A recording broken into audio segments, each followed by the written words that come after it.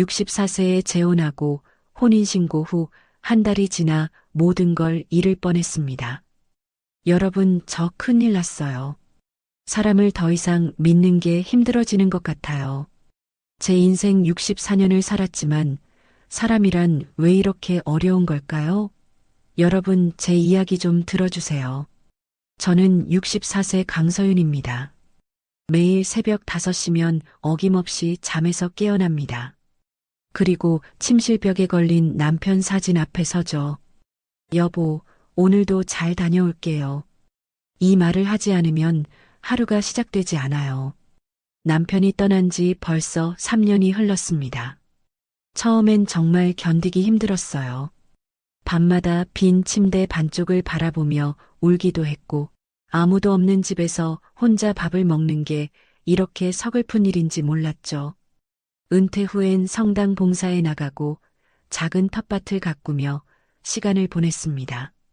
토마토며 상추를 기르다 보면 마음이 조금은 평온해졌거든요. 하지만 해가 질 무렵이면 어김없이 찾아오는 허전함은 어쩔 수 없었어요. 그날도 비가 부슬부슬 내리는 저녁이었습니다. 성당 봉사를 마치고 집으로 돌아가려는데 버스 정류장에서 그만 미끄러져 넘어지고 말았죠. 무릎이 아파서 일어나지 못하고 있는데 누군가 다가와서 조심스럽게 제 팔을 잡아주었습니다. 괜찮으세요? 많이 다치셨나요? 정말 오랜만에 들어보는 따뜻한 남자 목소리였어요. 고개를 들어보니 60대 후반쯤 되어 보이는 남자분이 우산을 들고 서 계시더라고요. 깔끔한 차림새에 참 점잖은 인상이었습니다. 아니에요, 괜찮습니다. 감사해요. 그분은 조남식이라고 자신을 소개했어요. 건축감리사로 일하다 은퇴했다고 하더라고요. 제가 무릎을 털고 일어나려 하자 남식 씨는 자신의 우산을 제 위로 기울여 주었습니다. 그 순간 정말 오랜만에 누군가의 배려를 받는다는 느낌이 들었어요. 혹시 병원에 가보시는 게 어떨까요? 무릎이 많이 부었는데. 아니에요, 정말 괜찮아요. 이런 일로 병원까지 가는 건 너무 과하죠. 하지만 남식 씨는 제가 버스에 오를 때까지 곁에 있어 주었습니다. 버스가 오자 먼저 올라가서 빈자리를 찾아주기까지 했죠. 그때 제 마음속에 뭔가 따뜻한 기운이 스며들었어요. 며칠 후 시장에서 장을 보고 있는데 또 남식 씨를 만났습니다. 우연이라기엔 너무 반가웠어요. 어머, 남식 씨 아니세요? 무릎은 괜찮으세요? 아, 서윤 씨. 정말 우연이네요. 무릎은 어떠세요? 그날부터 우리는 자연스럽게 인사를 나누게 되었어요. 남식 씨는 늘 예의 바르고 배려심이 깊었습니다. 제가 무거운 장바구니를 들고 있으면 대신 들어주고 버스 정류장에서 만나면 항상 먼저 인사를 건넸죠. 한 달쯤 지나고 나서야 깨달았어요. 이 모든 만남들이 우연이 아니었다는 걸 말입니다. 하지만 그때만 해도 저는 그저 운명 같은 인연이라고 믿고 있었죠. 3년 동안 혼자 지내며 그토록 그리워했던 따뜻한 동반자를 만난 것 같아서 마음이 설렜습니다. 남식 씨와 인연이 깊어질수록 제 마음도 점점 안정되어 갔습니다. 매주 화요일이면 어김없이 찾아와서 손수 만든 음식을 가져다 주었어요. 김치찌개, 된장국, 때로는 떡국까지. 정말 정성스럽게 만든 음식들이었죠. 서윤 씨, 혼자 드시기엔 너무 간단하게 드시는 것 같아서요. 제가 좀 만들어 왔습니다.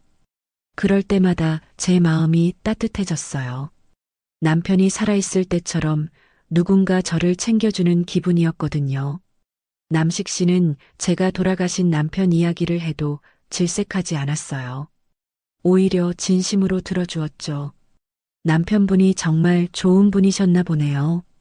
서윤 씨 표정이 그렇게 말해주고 있어요. 네, 정말 좋은 사람이었어요. 36년을 함께 살았는데 한 번도 큰 소리 낸 적이 없었거든요. 남식 씨는 고개를 끄덕이며 제 손을 살며시 잡아주었습니다. 그 순간 제 마음속 어딘가에서 새로운 감정이 싹트기 시작했어요. 죄책감 같은 것도 있었죠. 남편에게 미안한 마음이 들기도 했고요. 성당에서 함께 미사를 드리는 일도 많아졌습니다. 남식 씨는 독실한 신앙인이었거든요. 미사가 끝나고 나면 성당 앞마당 벤치에 앉아서 이런저런 이야기를 나누곤 했어요. 세상사며 요즘 젊은 사람들 이야기며 가끔은 서로의 과거에 대해서도 말했죠. 서윤 씨는 정말 따뜻한 사람이에요. 이런 분을 만난 게 저에겐 정말 큰 행운입니다. 남식 씨의 말에 제 얼굴이 빨갛게 달아올랐어요. 64살이 되어서도 이런 기분을 느낄 수 있다는 게 신기했죠. 마치 20대 처녀처럼 설레었거든요. 그렇게 6개월 정도가 흘렀을까요? 어느 일요일 오후 성당 벤치에 나란히 앉아 있는데 갑자기 용기가 생겼어요. 마음속에 품고 있던 말을 꺼내고 싶었죠. 남식 씨, 네, 말씀하세요. 우리 혼인신고해도 되지 않을까요? 말을 하고 나서야 제가 얼마나 큰 용기를 냈는지 깨달았어요. 심장이 쿵쿵 뛰어서 남식 씨가 들을까봐 걱정될 정도였죠. 혹시 너무 성급한 건 아닐까, 부담스러워하는 건 아닐까 하는 생각이 머릿속을 스쳤어요. 남식 씨는 잠시 놀란 표정을 지었다가 이내 따뜻한 미소를 지어 보였습니다. 서윤 씨가 원한다면 저야 더 바랄 게 없죠. 사실 저도 같은 생각을 하고 있었어요. 그 순간 제 마음속에 꽃이 핀 것 같았어요. 이렇게 늦은 나이에도 새로운 사랑을 시작할 수 있다는 게 믿어지지 않았죠. 남식 씨는 제 손을 꼭 잡으며 말했어요. 하지만 서두르지 말고 천천히 준비해요. 서윤 씨가 후회하지 않도록 말이에요. 고마워요, 남식 씨. 정말 고마워요. 그날 밤 집에 돌아와서도 계속 웃음이 나왔어요. 거울 앞에 서서 제 얼굴을 보니 정말 오랜만에 행복한 표정이었죠. 남편 사진 앞에 서서 조심스럽게 말했어요. 여보, 미안해요. 그런데 저도 이제 혼자서는 힘들 것 같아요. 혼인신고 준비를 위해 남식 씨는 며칠 후 서류들을 가져왔어요. 호적 등본이며 필요한 서류들을 꼼꼼히 챙겨주었죠. 그런데 그날 밤 저는 일찍 잠이 들었어요. 요즘 행복해서 그런지 잠도 잘 왔거든요. 새벽에 잠깐 깨어난 적이 있었는데 거실에서 뭔가 소리가 났어요. 남식 씨가 화장실에 다녀오는 소리려니 하고 다시 잠이 들었죠. 그때만 해도 남식 씨가 제 서류함을 뒤지고 있다는 걸 전혀 몰랐어요. 나중에 알게 된 일이지만 그날 밤 남식 씨는 저희 집 거실에서 제 중요한 서류들을 하나하나 살펴보고 있었답니다. 그 모든 모습이 제가 설치해둔 CCTV에 고스란히 기록되고 있었는데 말이에요. 혼인신고를 앞둔 며칠 후 제게 뜻밖의 방문객이 찾아왔어요. 그날 오후 2시쯤이었나 문 앞에서 초인종이 울렸죠. 창문으로 내다보니 처음 보는 60대 여성이 서 있었어요. 누구세요? 안녕하세요. 조남식 씨 누나입니다. 잠깐 뵐 수 있을까요? 남식 씨 누나라고요? 남식 씨가 누나 이야기를 한 적은 없었는데 신기했어요. 그 여자분은 정말 단정한 복장이었죠. 회색 정장에 작은 핸드백을 들고 계셨고 머리도 깔끔하게 단발로 정리하셨어요. 문을 열고 나가보니 정말 교양 있는 말투로 말씀하시더라고요. 처음 뵙겠습니다. 김영아라고 합니다. 남식이가 서윤 씨 얘기를 자주 해서 한번 인사드리고 싶어서 왔어요. 아, 그러세요? 들어오세요. 사실 조금 어색했어요. 남식 씨한테 가족 얘기를 들어본 적이 없었거든요. 하지만 예의상 차라도 한 잔 대접해야겠다 싶어서 거실로 모셨죠. 차 한 잔 드실래요? 고맙습니다. 녹차 있으면 좋겠어요. 차를 우리는 동안 영화 씨는 거실을 둘러보고 계셨어요. 그런데 뭔가 시선이 이상했죠. 그냥 구경하는 게 아니라 마치 뭔가를 찾는 것 같은 느낌이었어요. 집이 정말 아늑하네요.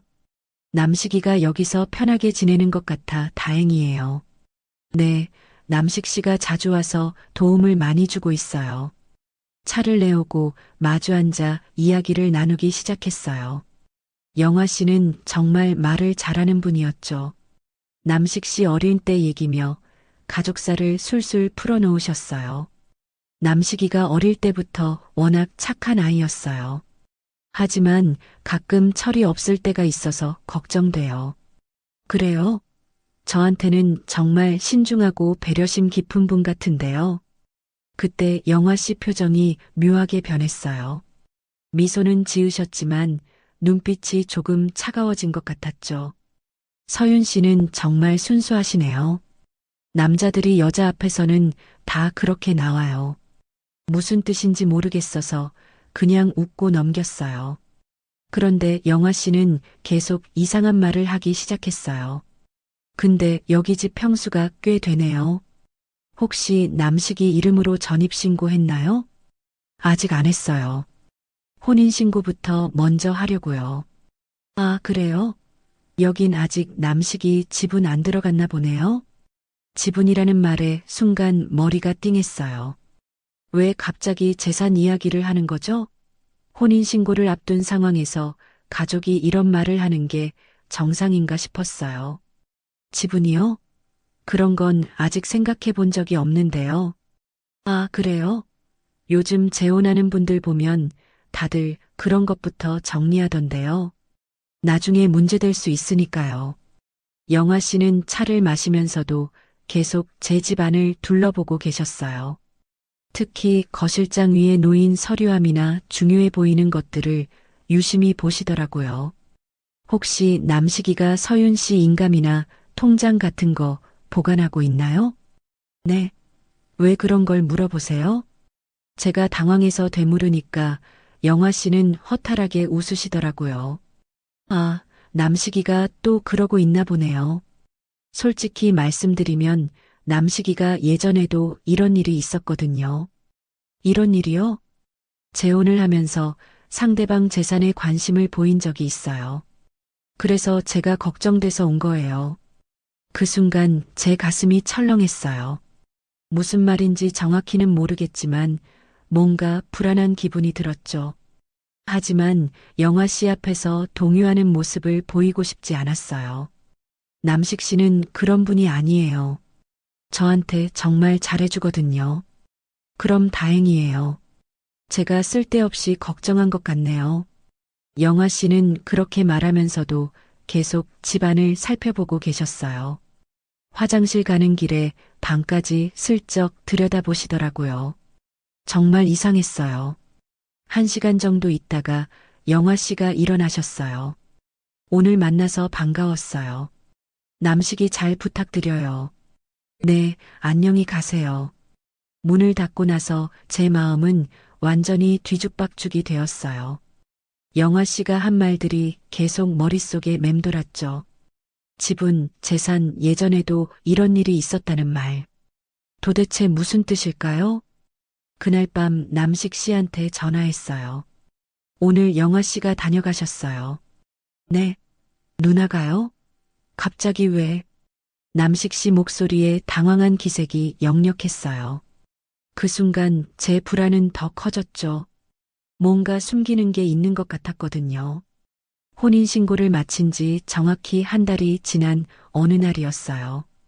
그날도 평소처럼 남식 씨가 올 거라고 생각하고 아침부터 음식을 준비했죠. 김치찌개를 끓이고 남식 씨가 좋아하는 나물도 무쳤어요. 하지만 약속 시간이 지나도 남식 씨는 나타나지 않았어요. 처음엔 일이 생겼나 보다 했죠. 전화를 걸어봤는데 계속 꺼져 있었어요. 여보세요, 남식 씨? 어디 계세요? 아무 대답이 없었어요. 이상했죠. 남식 씨는 항상 연락을 잘하는 사람이었거든요. 늦는다면 미리 말해주곤 했는데 말이에요. 하루가 지나고 이틀이 지나도 연락이 없었어요. 제가 직접 남식 씨가 살고 있다던 곳을 찾아가 봤죠. 그런데 그 주소지에는 아예 다른 사람이 살고 있었어요. 조남식이라는 분 아세요? 아니요, 그런 분 모르는데요. 여기 저희가 10년째 살고 있어요. 정말 이상했어요. 남식 씨가 거짓말을 한 건가요? 머리가 복잡해져서 절친 미경이한테 전화했어요. 미경아, 남식 씨가 갑자기 사라졌어. 연락도 안 되고 주소지도 거짓이었어. 뭐, 그게 무슨 소리야? 당장 나한테 와. 미경이 집에 와서 상황을 들어보더니 얼굴이 심각해졌어요. 서윤아, 이거 뭔가 이상해. 우리 동사무소 가서 등본부터 떼어보자. 동사무소로 향하는 길에 제 가슴은 쿵쾅거렸어요. 혹시나 하는 불안한 마음이 점점 커졌죠. 미경이가 제 손을 꼭 잡아주었어요. 괜찮을 거야. 뭔가 오해일 수도 있고. 하지만 미경이 목소리에도 확신이 없었어요. 동사무소에 도착해서 등본을 신청했죠. 직원분이 서류를 출력해 주는데 그 내용을 보는 순간 제 다리에 힘이 빠졌어요. 이게 뭐야? 남식이가 언제 여기로 전입했다고 나와 있어? 등본에는 분명히 조남식이라는 이름으로 제 집 주소지에 전입되어 있었어요. 그런데 전입 날짜가 혼인신고 다음 날이었죠. 제가 모르는 사이에 말이에요. 아저씨, 이거 확인 좀 해주세요. 이 사람이 언제 전입신고했는지요. 직원분이 컴퓨터를 확인해 보시더니 고개를 갸우뚱했어요. 이상하네요. 여기 주민번호로 조회해 보니 이름이 다르게 나오는데요. 네, 이름이 다르다고요? 네, 조남식이 아니라 전영철로 나와요. 그리고 이분 명의로 된 재산 목록이 여러 건 있네요. 그 순간 제 머리가 하얘졌어요. 전영철이라고요? 그럼 남식 씨가 가짜 이름을 쓴 건가요? 미경이가 제 어깨를 붙잡으며 말했어요. 서윤아, 정신 차려. 이거 뭔가 큰일 났어. 직원분이 계속 설명해 주었어요. 이 주민번호로 조회해 보니 다른 주소지에도 전입 기록이 있어요. 그리고 여러 금융기관에서 대출 기록도 보이고요. 대출이요?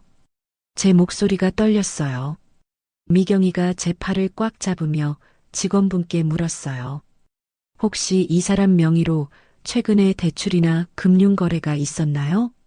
그건 여기서는 자세히 확인하기 어렵고요. 은행에 직접 문의하시는 게 좋을 것 같아요. 동사무소를 나오는 길에 미경이가 제 어깨에 손을 올리며 말했어요.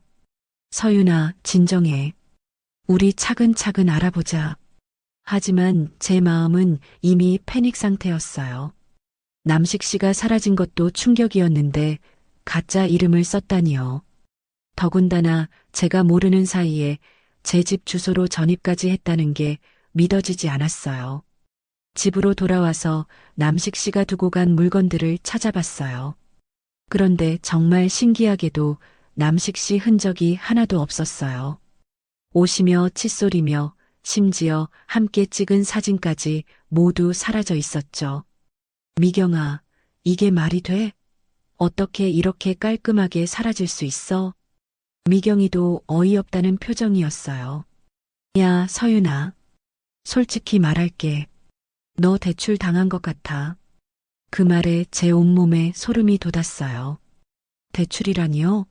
설마 남식 씨가 제 명의로 돈을 빌렸다는 건가요? 그런 일이 있을 수 있어? 제가 서명도 안 했는데? 요즘 사기꾼들이 얼마나 교묘한데. 결혼하면서 서류 정리한다고 인감이며 뭐며 다 받아갔잖아. 그제야 기억났어요. 혼인신고 준비하면서 남식 씨가 필요한 서류들을 정리해준다고 했던 일들이 말이에요. 그때 정말 많은 서류에 도장을 찍었었죠.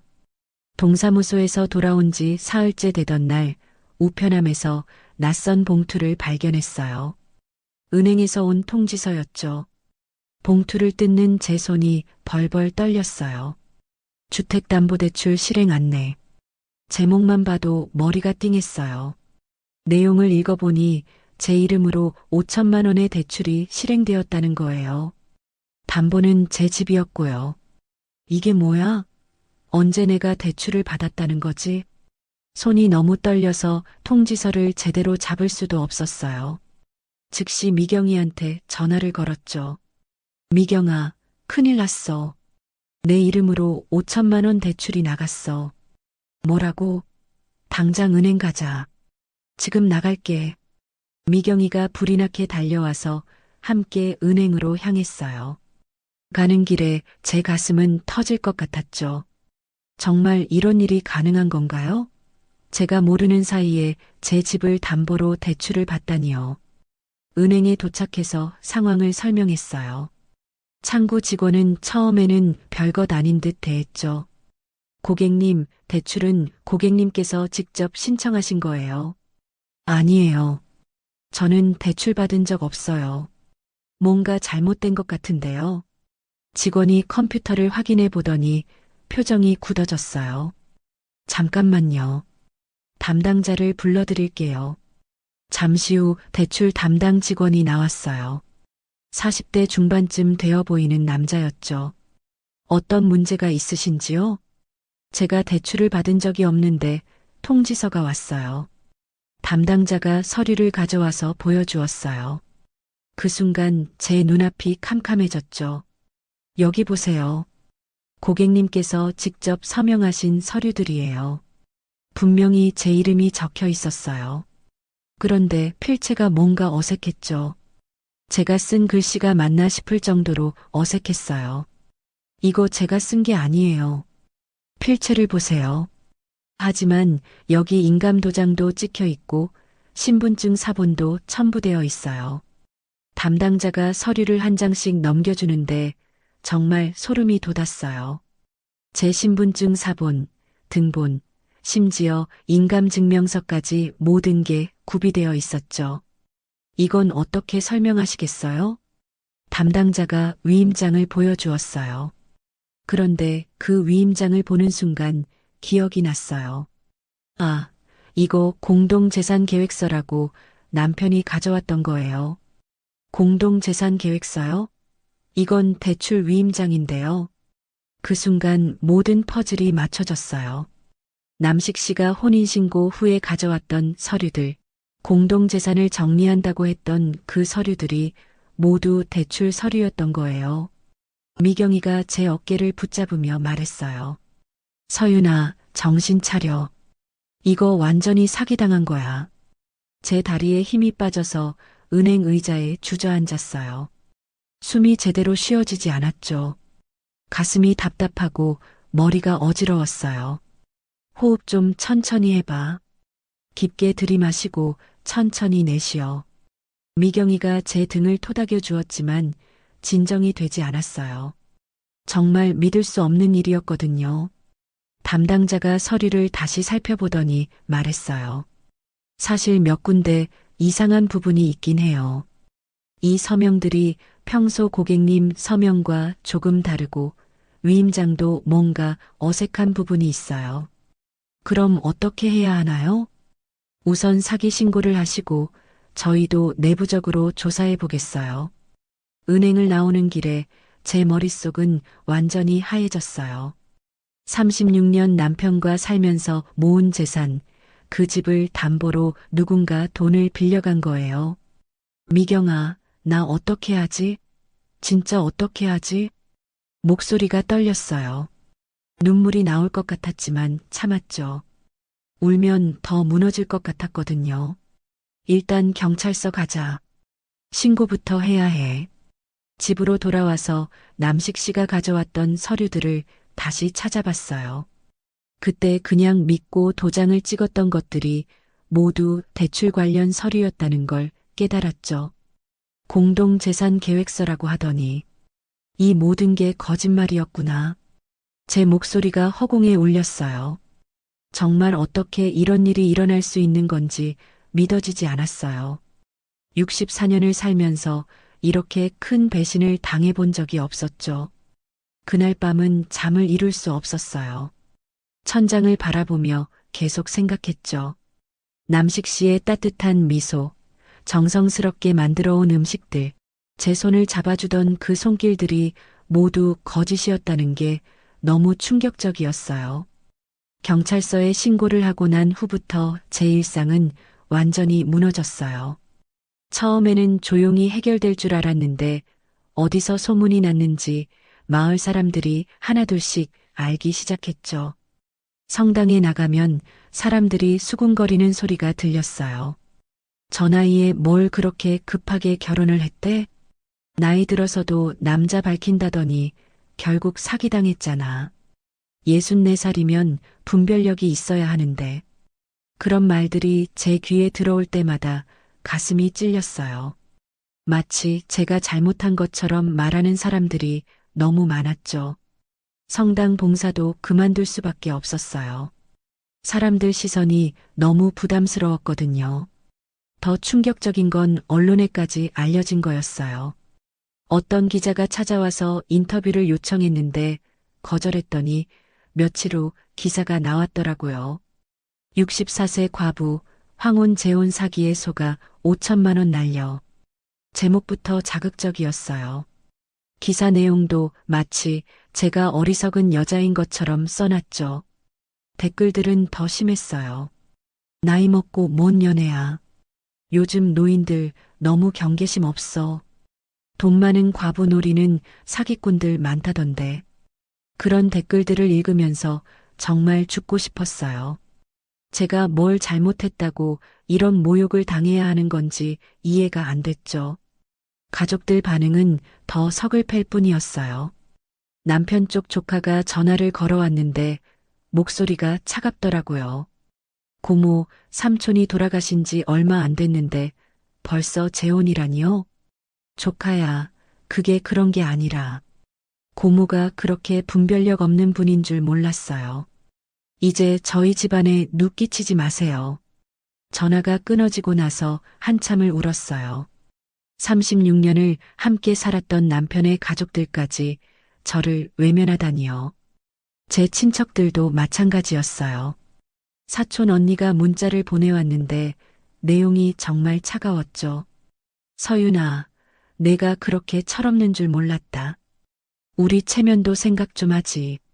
아무도 제가 얼마나 외로웠는지, 얼마나 조심스럽게 다가갔는지는 이해해주지 않았어요.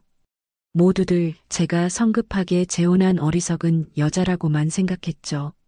마트에 장을 보러 가도 사람들이 뒤에서 수군거렸어요. 저 사람이 그 사기당한 사람이래. 아무리 외로워도 그렇지.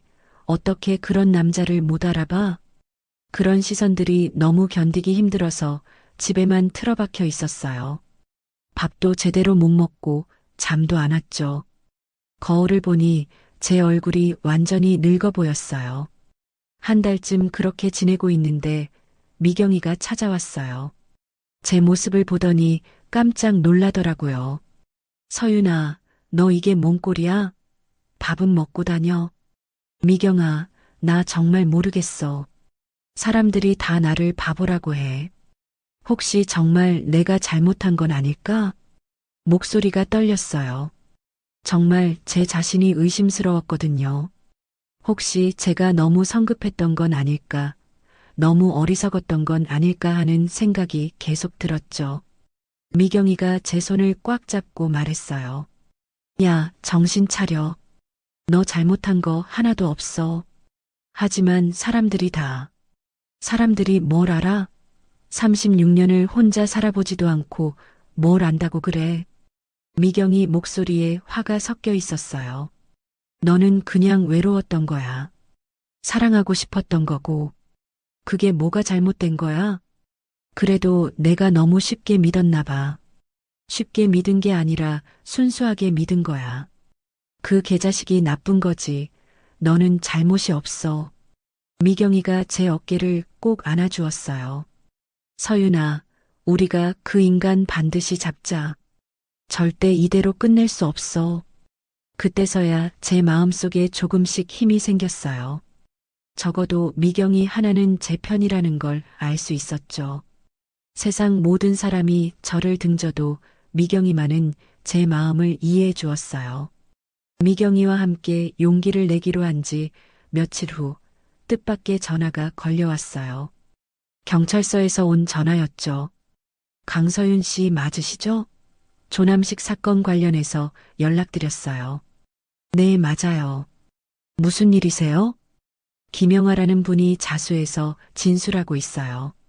피해자분께서 오셔서 확인해 주셨으면 합니다. 김영아라고요? 그날 제 집에 찾아왔던 그 여자 말인가요? 가슴이 쿵쾅거렸어요. 지금 당장 갈게요. 미경이한테 급히 연락해서 함께 경찰서로 향했어요. 가는 길에 제 마음은 복잡했죠. 영아 씨가 왜 자수를 했을까요? 경찰서에 도착하니 담당 형사님이 설명해 주었어요. 김영아 씨가 어젯밤에 자수했어요. 조남식과 공범이었다고 진술하고 있습니다. 공범이었다고요? 역시 그때 제가 느꼈던 이상한 기분이 맞았어요. 영아 씨가 제 집을 둘러보며 던진 그 수상한 질문들이 모두 의도가 있었던 거죠. 진술 내용을 들어보시겠어요? 조사실에서 영아 씨를 만났어요. 그날과는 완전히 다른 모습이었죠. 초췌하고 지쳐 보였어요. 제 얼굴을 보더니 고개를 숙였어요. 서윤 씨, 정말 죄송해요. 목소리가 떨렸어요. 그날의 당당했던 모습은 온데간데 없었죠. 형사님이 영아 씨에게 물었어요. 처음부터 다시 말해보세요. 영아 씨가 떨리는 목소리로 말하기 시작했어요. 조남식이 아니라 전영철이에요. 저는 전영철과 함께 황혼 여성들을 속여서 재산을 가로채는 일을 했어요. 정말 충격이었어요. 남식 씨가 전문적인 사기꾼이었다니요. 전영철은 항상 혼자 사는 여성들을 타겟으로 했어요. 특히 남편과 사별한 여성들을 노렸죠. 제 가슴이 답답해졌어요. 제가 그런 타겟이었다는 말인가요? 제 역할은 누나 행세를 하면서 피해자 집을 확인하는 거였어요. 재산 규모를 파악하고 대출이 가능한지 체크했죠. 그때 영아 씨가 제 집에서 던진 모든 질문들이 이해됐어요. 지분 이야기, 인감 보관 여부, 집 평수까지 모든 게 계획된 것이었죠. 하지만 서윤 씨를 만나고 나서 마음이 너무 아팠어요. 정말 순수하고 착한 분이었거든요. 영아 씨 눈에 눈물이 고였어요. 전영철한테 이번엔 그만하자고 했어요. 하지만 그 사람은 이미 대출까지 실행한 후였어요. 형사님이 서류를 보여주며 물었어요. 이 외에 다른 피해자들도 있나요? 네, 많아요. 지금까지 최소 10명은 넘을 거예요. 제가 유일한 피해자가 아니었다는 걸 알고 더 충격받았어요. 얼마나 많은 여성들이 저처럼 당했을까요? 전영철이 어디 있는지 아세요? 부산 쪽에 있을 거예요. 자주 쓰는 아지트가 있거든요. 그때 형사님이 제게 물었어요. 혹시 조남식, 아니, 전영철과 주고받은 문자나 녹음 파일 같은 거 있으세요? 아, 네. 카카오톡 대화 내용이 있어요.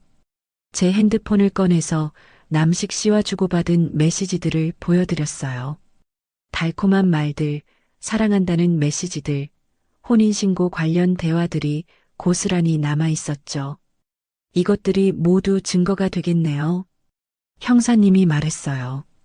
그리고 혹시 녹음된 통화 내용도 있나요? 아, 맞아요. 누나가 다녀간 후에 전화했을 때 녹음한 게 있어요. 그날 밤 남식 씨가 당황하던 목소리가 녹음되어 있었어요. 영아 씨가 왜 갑자기 찾아왔는지 물어봤을 때 말을 버벅거리던 모습이 고스란히 담겨 있었죠. 며칠 후 형사님으로부터 연락이 왔어요. 전영철 체포했습니다. 사기 및 공문서 위조 혐의로 구속됐어요. 그 소식을 들었을 때 정말 복잡한 기분이었어요. 후련하면서도 씁쓸했죠. 그토록 믿었던 사람이 이런 나쁜 사람이었다니요. 미경이가 제 손을 잡으며 말했어요. 이제 조금씩 좋아질 거야. 영아 씨도 공범이었지만 자수해서 진실을 털어놓은 덕분에 사건이 빨리 해결될 수 있었어요. 나중에 들어보니 영화 씨도 처음에는 전영철에게 속아서 시작했다가 빠져나오지 못하고 있었다고 하더라고요. 서윤 씨 같은 분을 보니까 양심이 너무 아팠어요. 더 이상은 못하겠더라고요. 영화 씨의 자수가 제게는 정말 큰 전환점이었어요. 혼자서는 절대 밝혀낼 수 없었을 진실이었거든요.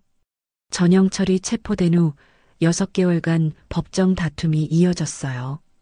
혼인 무효 소송을 제기했고 변호사님과 함께 치열하게 싸웠죠. 처음에는 막막했지만 점점 제 목소리를 찾아갔어요. 판사님, 저는 속임을 당한 피해자입니다. 가짜 이름, 가짜 직업, 모든 게 거짓이었어요. 법정에서 제 이야기를 할 때마다 목소리가 떨렸지만 포기하지 않았어요. 결국 혼인 무효 판결을 받았죠. 그리고 대출금 중 3천만 원을 회수할 수 있었어요. 서윤 씨 신용등급도 원상복구됐어요. 이제 정말 끝났습니다. 변호사님 말을 듣는 순간 정말 오랜만에 마음이 편해졌어요. 완전히 회복된 건 아니지만 적어도 제 집을 지킬 수 있었거든요. 성당에 다시 나가기 시작한 건 그 일주일 후였어요. 처음엔 정말 떨렸죠. 사람들이 어떤 시선으로 볼까 걱정됐거든요. 서윤 씨, 그동안 어디 계셨어요? 보고 싶었어요. 예상과 달리 몇몇 분들이 따뜻하게 맞아주었어요. 물론 여전히 수군거리는 사람들도 있었지만 예전처럼 신경 쓰이지 않았어요. 제가 잠시 힘든 일이 있었어요. 이제 괜찮아졌습니다. 성당 봉사도 다시 시작했어요. 어르신들 점심 준비하고 성당 청소하고 예전처럼 바쁘게 지냈죠. 일을 하다 보니 마음도 점점 안정됐어요. 텃밭도 다시 가꾸기 시작했어요. 남식 씨와 함께 심었던 토마토는 모두 뽑아버리고 새로운 씨앗을 심었죠. 상추며 깻잎이며 제가 좋아하는 것들로만 채웠어요. 이제 누구 눈치도 보지 않고 내가 원하는 대로 키울 거야. 혼잣말을 하면서 흙을 만지니 마음이 치유되는 느낌이었어요. 식물을 기르는 일만큼 순수한 게 또 있을까요? 어느 날 미경이가 놀러 왔어요. 제 달라진 모습을 보더니 깜짝 놀라더라고요. 야, 서윤아. 너 완전히 달라졌네. 표정이 전보다 훨씬 밝아 보여. 그래, 나도 그런 기분이야. 정말 그랬어요. 거울을 보면 예전의 제가 아니었죠. 더 당당해 보였고 뭔가 단단해진 느낌이었어요. 근데 외롭지 않아? 혼자 사는 게? 미경이가 조심스럽게 물었어요. 외로울 때도 있지. 하지만 예전처럼 급하게 누군가를 찾지는 않을 것 같아. 정말 그랬어요. 외로움은 여전히 있었지만 그 외로움에 휩쓸려 성급한 판단을 하지는 않을 자신이 있었죠. 며칠 전에는 새로운 남자분이 접근해 왔어요. 성당에서 만난 분이었는데 정말 신중하게 관찰했죠. 서윤 씨, 차라도 한잔 하시겠어요? 죄송해요. 저는 아직 그럴 마음이 없어요. 예전 같으면 외로움 때문에 흔들렸을 텐데 이번에는 단호하게 거절할 수 있었어요. 제 마음이 정말 많이 단단해진 것 같았죠. 집에 돌아와서 남편 사진 앞에 앉았어요. 정말 오랜만에 편안한 마음으로 대화했어요. 여보, 나 이제 혼자서도 잘 살 수 있을 것 같아. 당신이 걱정하지 않아도 돼. 남편 사진이 미소 짓는 것 같았어요. 그날 밤 일기에 이런 글을 썼어요. 남편과 사별하고 다시 누군가를 믿고 싶었습니다. 3년간의 외로움이 너무 힘들어서 조급하게 다가온 사람을 믿어버렸죠. 그 선택으로 모든 걸 잃을 뻔했습니다. 하지만 이제는 다릅니다. 내 이름의 가치를 지켜낼 줄 압니다. 펜을 놓고 창밖을 바라봤어요. 달빛이 제 텃밭을 비추고 있었죠. 제가 정성스럽게 기른 채소들이 바람에 살랑거렸어요. 다시는 내 이름을 쉽게 내어주지 않겠습니다. 그 다짐을 하는 순간 정말 마음이 평온해졌어요. 이제 저는 혼자가 아니에요. 저 자신과 함께 살아가는 법을 배웠거든요. 64세에 새롭게 태어난 기분이었죠.